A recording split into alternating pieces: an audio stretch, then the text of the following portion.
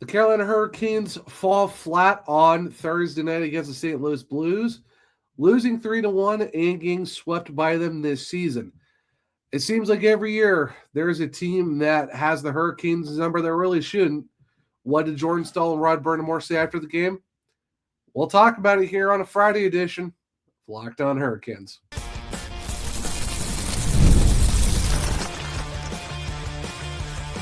You're Locked On Hurricanes, your daily podcast on the Carolina Hurricanes.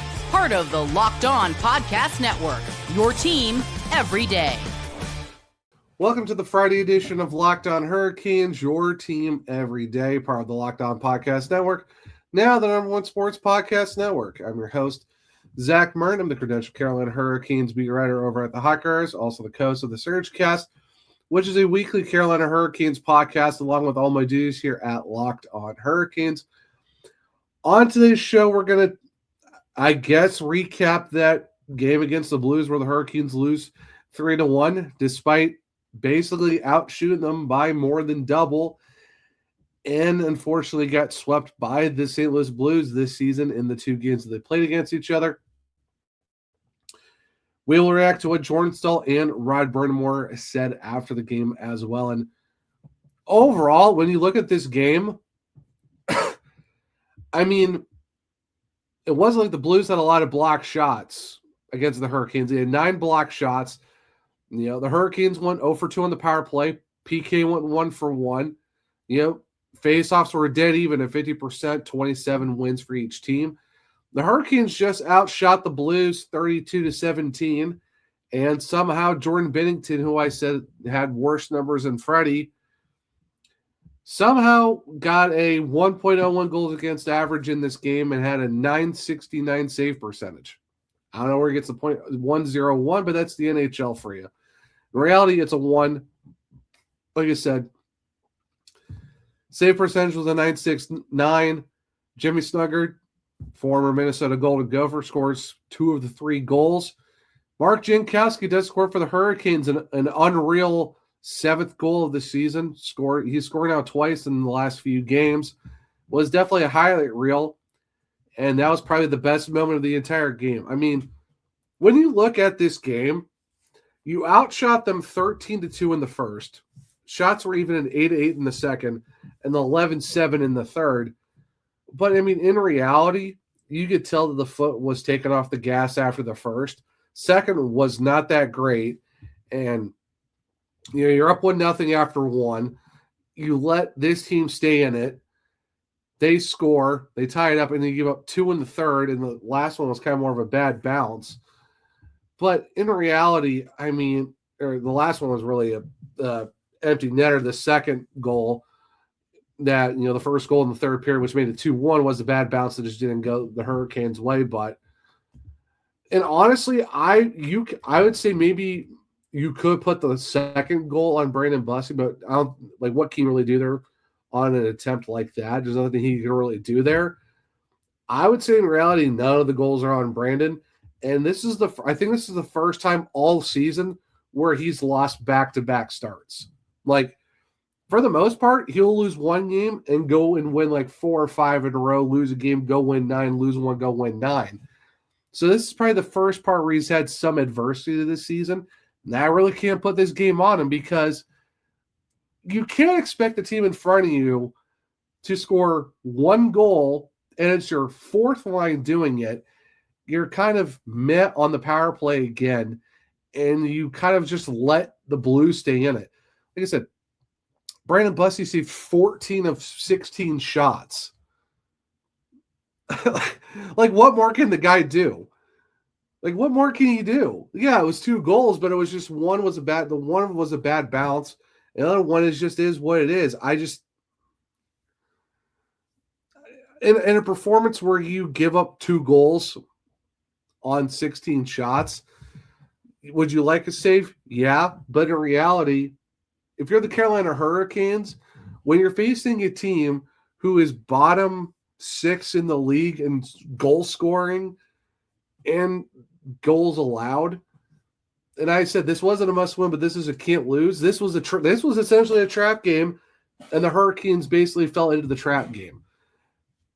it's disappointing for the fact that they got shut out by the Blues 3-0 in St. Louis back in January.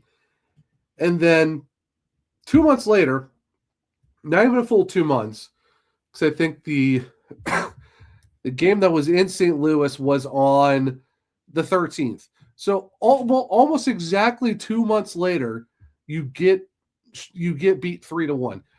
In 2 games against the St. Louis Blues, you got outshot. You got actually outscored 6-1 in 2 games to one of the bottom 5 teams in the league. Like I said, it seems like every year a bad team has the Hurricanes number. Last year was Anaheim because they had a ruined Eric Staal night, and it seems like Anaheim was always a team that kind of bites the Hurricanes. This year it's the Blues.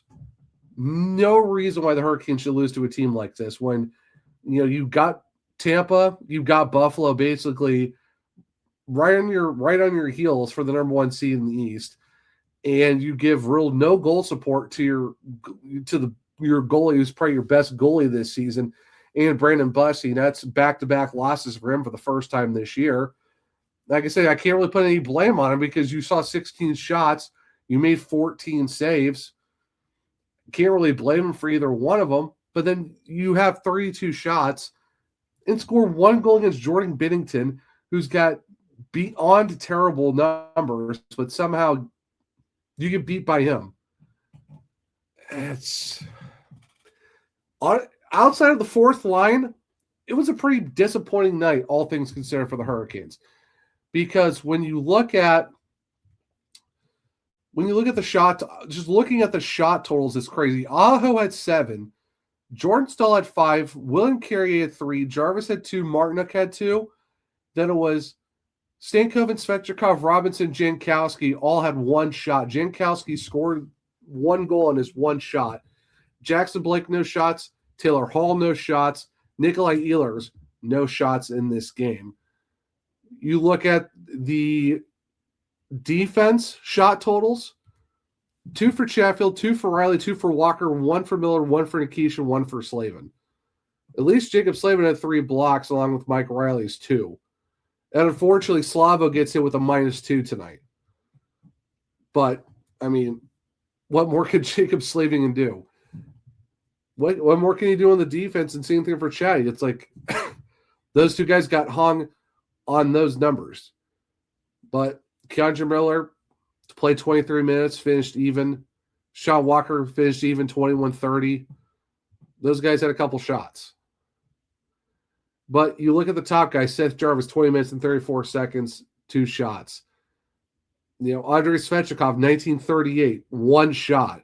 Sebastian Aho, 20 minutes and 30 seconds, 7 shots. I don't remember the last time Sebastian Aho had that many shots in a game. He had 7, finished with a -1. Jordan Staal, -3, 5 shots. And you'll hear from Rod later in the episode. You expect more out of your top guys, and one of your top guys had 7 shots, no goals. Jarvis had 2 shots, and Svechnikov had 1. You had 2 guys that combined for 3. The other guy had 7. It's just an unfortunate loss. I mean, you're 41, 18-6 on the season. You're still doing pretty good, all things considered. Just an unfortunate game where you really should have won, honestly. Like I said, this wasn't a must-win, but you really can't lose this game because you don't want to fall into the trap, and right now the Hurricanes did. And like I said, you got outscored 6-1 in 2 games against the Blues. 6-1 outscored by one of the bottom teams in the league, who's like not even ranked in the top 25 in goals for, and they scored 2 goals before they scored an empty netter. And for a team who puts up the 6th best goals on average, gets 1 against Jordan Binnington, who's got some really bad numbers. That's just an unfortunate game.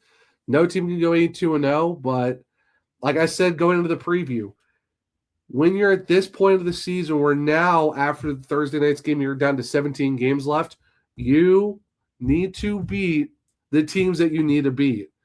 And right now, the Hurricanes did not beat the team they should have beaten. Instead, they get swept by the Blues, outscored 6-1. At least you'll have to see them for the rest of the season. But the tide really has to turn here because they've been playing great hockey going into the break. Coming out of the break, they've been okay. But they gotta get on the right side of these wins really fast because you don't want to keep this thing spiraling. But you just gotta flush this game, move on to the next one. Hopefully, learn from your mistakes and get back in the win column. That's all you can really do. But that being said, how did Jordan Staal feel after the game? What were his thoughts overall on it? Well, stick around and we'll listen and react to it in a second on a Friday edition of Locked On Hurricanes. College basketball is nonstop. Big games, tight spreads, momentum swings every single night from early tip-offs to late-night West Coast shootouts. There's always action on the board. And now FanDuel is giving you a way to turn that energy into even bigger potential wins with a college basketball parlay profit boost. You can build any college hoops parlay you want. Rivalry games, ranked matchups, whatever fits your read. You can mix the spreads, totals, and player props to match how you're seeing the slate playing out. Go safe, go bold, ride with the team you've been following all season. It's your parlay, your style, now with more upside behind it. Head to FanDuel.com to get started. That's FanDuel.com. FanDuel, play your game. If you've been thinking about joining the Everydayer Club, now's the time. Again, you get ad-free shows and access to our group chat on Discord. And if you're signed up before the NCAA tournament tips off, you can get into our Everydayer Club bracket pool on Discord for a chance to win Locked On merch. Should be a lot of fun. Right now, if you use the code MARCH, that's MARCH, to get your first month free. Click the link in the show notes or the description to check it out today. Like I said, use the code MARCH, MARCH, to get your first month free of our Everydayer Club. Now, welcome to segment 2 of Locked On Hurricanes, your team every day. I recap the game overall between the Hurricanes and the Blues. Not much to talk about. Hurricanes outshot them. Unfortunately, lost 3-1. So how did Jordan Staal feel about the performance of the team after the game? Well, we're going to listen / watch it and react to it right now. What did you kind of see play out period by period? Yeah, we lost some momentum and some steam and let them back in it. And we had chances to get up and get going, and we didn't. And obviously, I was a little late on that last one, and they snuck one in. And and that was a game. But so yeah, a couple lapses defensively. Our line wasn't great, and we had a couple lines, one line going for sure. But it had to be obviously better if we wanted to get a win tonight. Was there a moment that you thought the momentum switched for them? No, I don't know. It wasn't really a moment in the game, but just looked like we were okay with just kind of staying where we were and kind of let them kind of get back into it. You feel like this is an easy game to flush, given the way that the chances kind of piled up for you guys, and you've had most of the pressure, or do you think it's kind of irks at you with the way you kind of let it get away? I don't know. I mean, obviously you're always trying to learn and how to get better, and you got to win in different ways. And games like those where you have the puck a lot and get chances, you still got to find ways to win. So we're always trying to learn and get better, and we'll have to do that for that game and continue to build towards the end of the season here. Big thank you to Jordan Staal and the Carolina Hurricanes, and you heard it from the captain. This is one where they should have figured out how to win, and in the end they didn't. And it wasn't really a momentum, it wasn't a one momentum, moment that changed the momentum of the game. But in reality, it's just it felt like they kind of stayed in one gear. Never really felt the urgency was kind of there after the first period, and in the end, you let a team that you really should not have let beat you. And like I said, those are just tough games to have because you can't go and look at this isn't a normal case where the Hurricanes have 35, 36 shots and the other team has 17 to 20 blocks. And you're like, okay, well, the Hurricanes are making the opportunities. It's just the other team was kind of, putting guys in front of shots and passes and whatnot, and that just wasn't the case. They had 9 block shots. The Hurricanes outshot them by double. Like, you had some chances here and there, but it kind of felt like that the high danger wasn't really there. You kind of felt like that was just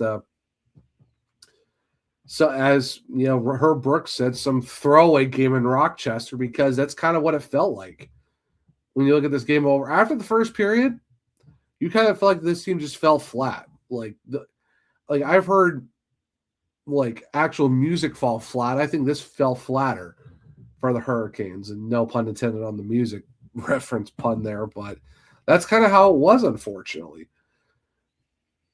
It's not like, and they asked, is this a game that you flush, or is it a game do you feel kind of irked? And, Jordan said, this is a game, we try to learn from every game and, just try to get better for next time. And honestly, if it was me, I would be irked, because there's no easy games in this league, but this is one where you should have taken care of business. And yeah, you should be irked because you should have beaten the Blues. The Blues don't have Justin Falk. He's gone. You're kind of playing with the team that's kind of, they broke the roster down a little bit more. I mean, it's not a complete tear down, but they have a less of a team after the trade deadline, and you go and get beat by them. If it was me, I would be irked, because that's the game you should have taken care of with no issues. And in the end, you get swept by those guys. And the second game was after the deadline, where they don't have some of their key pieces they had the first time you played them. It's just tough. It's a tough game to swallow. Yeah, you want to learn and move on and this, that, and the other. But like, if you want to go and be the number 1 seed in the East, you want to be that formidable team. You want to get over the hump. I know these games are kind of, maybe they're not as important, but you got to be locked in. Now there's 17 games left in the regular season. Yeah, you're going to make the playoffs, but do you want to give up the 1 seed? Do you not want to have the home ice through the entire Eastern Conference? Whoever you play as the wild card team, you're going to have to beat them. You're going to have to beat one of them.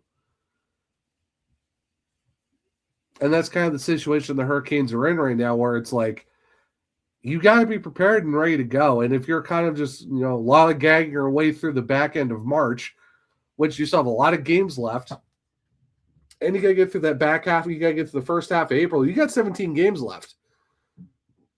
You can't just flip a switch on and off of when you're ready to go win games. There's not enough skill to win on skill alone. There's skill in this team, but you got to play the system. You got to play Hurricanes hockey for 60 minutes. You just can't play 20 minutes of Canes hockey and then kind of coast your way through the rest of the game and thinking, oh, we'll get dialed in. We'll get our chances. We'll score a goal. Yeah, you outshot them by a ton in the first period, but if you start taking the foot off the gas, that same result isn't going to be there. You got to maintain it, and unfortunately, they didn't maintain it. And you see a result like that where you lose 3-1 to a bottom 5 of the league team who's fighting for a lottery pick in the first round, trying to go for the first overall. And you got to go to the playoffs in about 17 games. And whoever you face in the first round of one of the 2 wildcard teams, you got to get ready for someone. And I know it's, you're trying to like not get guys hurt, not get guys tired before the playoffs start, but it's like you got to be dialed in before playoffs begin. Or, do you want to go in cold, or are you going to try to figure out, okay, now we'll flip the switch when it's playoff time? No, I think you start need to be, you really need to start dialing it in now and get it done, because all you're going to do is make a slower start out of the game when it comes to playoff time. You should be beating teams like this. And the fact that this is the first regulation loss at Lenovo Center since January 3rd against the Avalanche, which was a blown lead, by the way. You got to make Lenovo Center a fortress, and if you're going to start playing games like that where you're letting those type of teams beat you, something's going to have to give. Something's going to have to change, and hopefully something gets figured out because you don't want to go through these next 17 games being like, all right, which Hurricanes team are we going to get? Because you want to get the number 1 seed in the East. You want to build your lead against Pittsburgh. You want to be dialed in and fully prepared before the playoffs start, but losing games like this, not going to help. So we heard from Jordan Staal, but what did Rod Brind'Amour say? Well, stick around. We'll talk about it here in a second on a Friday edition of Locked On Hurricanes. Workplace chaos, deadline stacking up, inbox overflowing, and the one position you have to fill is still sitting open. When the pressure's on, you need the right hire. This is the job for sponsored jobs. Indeed, sponsored jobs helps you reach the people who actually fit what you're looking for: skills, experience, location. So you're not just hoping the right candidate stumbles across your post. And here's a stat that says it all. In the minute I've been talking to you, companies like yours made 27 hires on Indeed, according to Indeed data worldwide. So if you're hiring, spend less time searching and more time interviewing candidates who check all your boxes with Indeed sponsored jobs. Spend less time searching and more time actually interviewing candidates to check all of your boxes. Less stress, less time, more results. We need the right person to cut through the chaos. This is the job for Indeed sponsored jobs. And listeners of this show will get a $75 sponsored job credit to help get your job the premium status it deserves at Indeed.com/podcast. Just go to Indeed.com/podcast right now and support our show by saying you hear about Indeed on this podcast. Indeed.com/podcast. Terms and conditions apply. Need to hire? This is a job for Indeed sponsored jobs. Welcome back to segment 3 of Locked On Hurricanes, your team every day. All right, so we heard from Jordan Staal, but what did Rod Brind'Amour say after the game? Well, we're going to listen and watch that and react to it right now. What kind of tipped the other way? Well, we didn't score. Probably our best period of the year, maybe in the first period, and we were up by 1. Then you're just letting the team hang around. They're going to come back a little bit, and then there wasn't much after that. We didn't generate a ton. We had a couple. He made a couple of really big saves, and that's the difference. Jankowski talked about maybe the second periods have been a little bit of a area that's been kind of hurting you guys as of late. Do you feel like that's kind of maybe been a little bit of a weakness of the group as of late? Yeah, I think it's because we're comparing it to the first period, and they're so good. And it's not like that we're getting outplayed. It's just we need to. It's hard to maintain that, and that's why you got to cash in a little more when you do play well. And we just haven't really been able to do that. Did you sense that the team, Jenks used the phrase, took the foot off the gas? Did you sense that was it, moving after the first? Yeah, probably a little. You had a great first. You kind of think it's just going to be the same. And we got to remember how you got to that. We were really on our game, and we kind of, trying to do a few little different things, not the same game plan maybe. And, they had their little, I don't even call it a push. They capitalized, and then, you're letting someone hang around, and let's see what happened at the end. It's just a bad bounce. We're all over it. Chatty has it, and the puck just flips over his stick, and that's what happens. You had the first power play didn't go so well. You came out for the second. You started with the second unit. Was that kind of a reaction to the first and how? No, we've got to start using those other guys more. And, I didn't love the first one. Didn't really execute anything, so tried the other group. Had a couple good looks, but, wasn't enough. Perhaps a positive being the Jankowski line. Yeah. Playing them late, what'd you see from them out there? Yeah, their best line. That's generally not a good thing because they don't play that much. So we got to get more out of our top guys. They didn't do much tonight, the top guys. So I probably should have used those guys a lot more than I did. Big thank you to Rod Brind'Amour and the Hurricanes, and you heard it from him. Top guys didn't do much. You heard me kind of talk about it in the first segment where you had Sebastian Aho 7 shots, Jordan Staal with 5. There was a bunch of 2s and 1s behind that, and Rod said it. You cannot rely on your fourth line to be your best line, and he said I should have used them more because that was the line that was producing the most. And Jordan Staal said it in segment 2. He felt like his line wasn't the best. He was late on the go-ahead goal, and it's just one of those things where you kept shooting yourself in the foot, not capitalizing on the opportunities when you outshoot them by a bajillion to 1 in the first and you get 1 goal. And instead of locking it in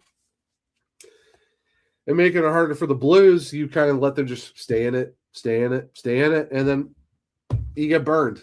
Not once, but twice, and then you get the empty netter, and Bob Jerkel, that's all she wrote, and that's unfortunately just the way it goes, and it's it's kind of tough. Power play wasn't really cooking. PK did their job the one opportunity they had to do something, but other than that, it's just you fell flat. You're singing the blues because now you got beat by those guys. Can't get outscored 6-1 by one of the bottom feeders in the league, and this is kind of where you're at right now. And it's not even the fact that it's like you're mad after a game like this. It's just kind of like you're disappointed. You're kind of like, it's like, really, the Blues, those guys. It's not, like I said, it's not really frustrating or mad. It's kind of just like disappointed in a loss like that. Like, why? Like, how do you lose a game like that? But it's just like Mike and Shane always said in Kane's cast, you're not going to go 82-0, but you definitely need to beat teams that you need to beat. And unfortunately, the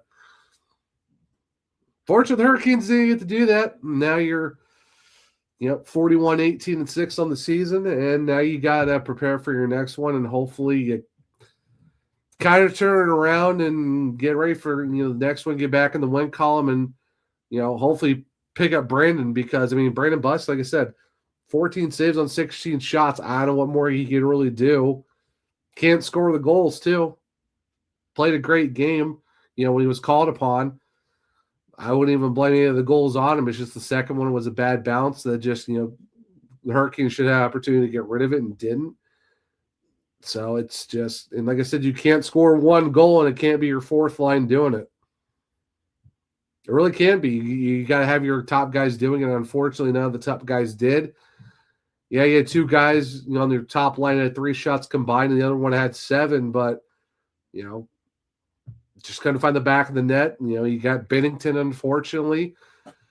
Now you just got to regroup, move on, hopefully get back in the win column and kind of just forget about this one. But 17 games left in the regular season. We'll see how it goes from here, but hopefully the Hurricanes, get back to their winning ways and hopefully start racking up the W's again, especially for Brandon, because Bussy's been playing great this year. And unfortunately, it's sad that he received his first ever back-to-back losses this year.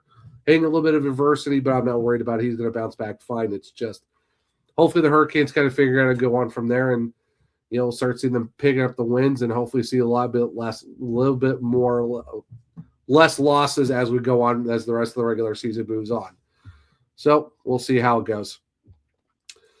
But guys, this will be the Friday edition of Locked On Hurricanes. Thank you for making your first listen today. If you never miss an episode, check out the Everyday Club because it's built for you. You can get the show ad-free, plus members-only Discord access and more. Click the link in the show notes to join the club today. If you use the code MARCH, you get a month free. After that, it's $5 a month or $50 for the entire year. For those of you on video, we send you the first ever 24/7 National Locked On Podcast Network YouTube channel. On audio, make sure to make your second listen NHL Game Night on Locked On NHL. If you want to keep up with me, I'm at OneTrueZach on X. The podcast is LO_Hurricanes. I'm also on Blue Sky, the Zachary Martin. Wherever you click the link in my bio, you can find all my written content at thehockeywriters.com. Check out my other podcasts, which is Surgecast, all podcast platforms, and on YouTube. For Locked On Hurricanes, we're on Spotify, Google, Apple, iHeartRadio, wherever you listen to your podcast. Make sure to leave a 5-star rating and review on YouTube. It's Locked On Hurricanes. Subscribe, hit the bell notification so it's a show. Hit the thumbs up to let me know if you like the show as well. Share with other King X to become everydayers just like you. But hope everyone enjoyed the Friday edition of Locked On Hurricanes. Enjoy your Friday and enjoy your weekend. And until next time, as always, let's go, Canes.